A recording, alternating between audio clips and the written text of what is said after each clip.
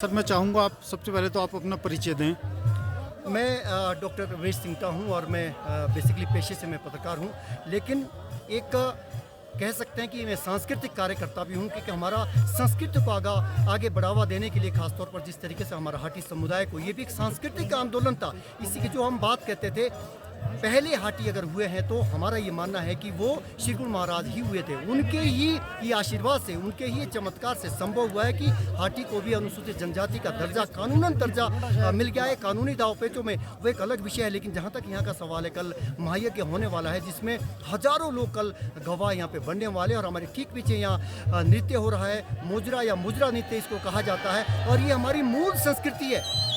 खासतौर पर उत्तराखंड के जौनसार बाबर में और जिला सिरमौर में और हमारा जो शिमला जिला है, उसमें अभी भी संस्कृति, जो हमारी पुरातन संस्कृति है, उसको जीवित करने के लिए और पुनर्जीवित करने के लिए कुछ पल ऐसे भी आए थे कि हमने देखा कि हमारी संस्कृति से लोग विमुख हो गए थे। लेकिन आज जो लोहिया मैंने पहना है, ये हमारी वेशभूषा है, ये हमारी पुरातन वेशभूषा है। अब इसको पहनकर लोग गौरवान्वित महसूस करते हैं, गर्व महसूस करते हैं। एक समय वो भी था जब शर्म महसूस करते थे, लेकिन जब सांस्कृतिक आंदोलन, जिसमें बहुत लोगों का बहुत योगदान रहा है, खास तो हमारे जो सांस्कृतिक पुरोधा है उनका बहुत बड़ा योगदान रहा है। हारुल है जिसका हम जिक्र करें, पूरी की पूरी इतिहास उसमें समा जाता है।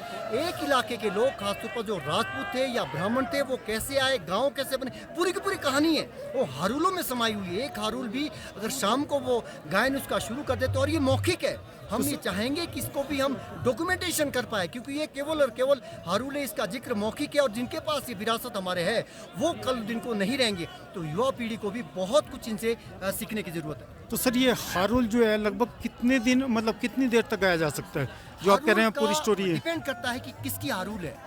जैसे टिंडोऊ और सिंटो की हारुल है, वो उस हारुल का अलग ही अपना एक इतिहास है। लेकिन ऐसे ही बहुत सारे अलग अलग क्षेत्रों के लोगों की, अलग अलग हारुलें बनी है। तो ये डिपेंड करता है कि ये 1 घंटे की भी हारुल है, कहीं 5 घंटे की भी हारुल है, ये गायन करने वालों पर निर्भर करता है। लेकिन पूरी तरह से ये मौखिक है, और वो पूरा का पूरा हमारा इतिहास वो अपने को समेटे हुई है। तो अगर एक इलाके की हारुल गाई जा रही है, तो क्या उसमें पार्टिसिपेशन और लोगों का भी होता है, अदर इलाकों का भी? बहुत सारे लोग का।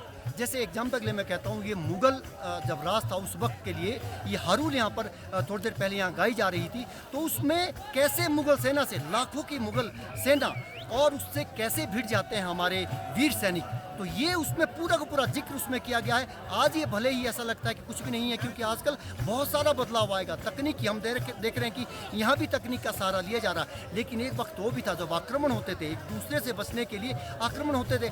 जो इतिहास है अपने आप में, वो अलग अलग इलाकों में अलग अलग खशों का उसमें इतिहास है, उसमें भाट ब्राह्मण का इतिहास है, उसमें कनेत का इतिहास है।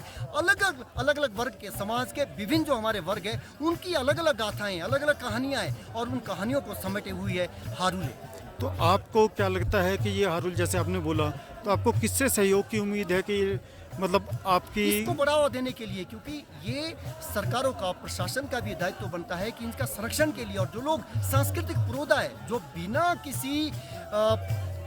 किसी कीमत के वो इस काम को आगे बढ़ा रहे हैं, तो युवा पीढ़ी को हमारे इतिहास को संजो कर रखने की जरूरत है। इन हारुलों को संरक्षण करने की जरूरत है, और इनको डॉक्यूमेंटेशन, मैं तो ये कहता हूँ कि इन पर रिसर्च होने की जरूरत है, क्योंकि बहुत सारा डॉक्यूमेंटेशन नहीं है, मौखिक है। इनके साथ ही जो गाते हैं, जो गायन करते हैं, इनके साथ ही इनका अस्तित्व खत्म हो जाएगा हारुलों का, जबकि एक इतिहास अपने आप में। तो इस इतिहास को लिखावट के तौर पर, लेखनी के तौर पर डॉक्यूमेंटेशन करने की बहुत, ये आज की हमारी जरूरत, ताकि आने वाली पीढ़ियों के लिए हम लोग एक जो हमें विरासत में मिला है, कम से कम हम अपने पीढ़ियों को तो सौंप सके। धन्यवाद आपका।